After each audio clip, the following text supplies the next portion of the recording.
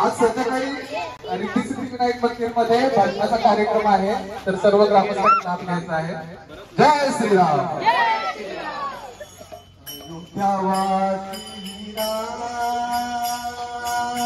Ram Ram Ram Dasharath Nandan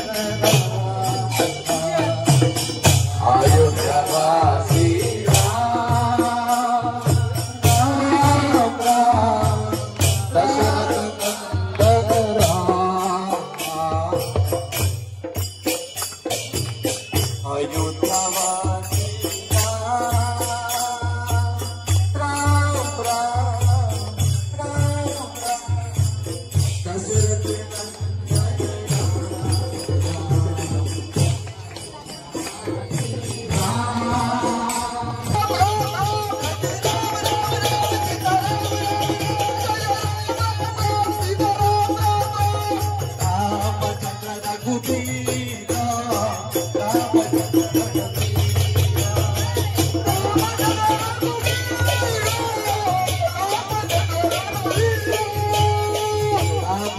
Raghunath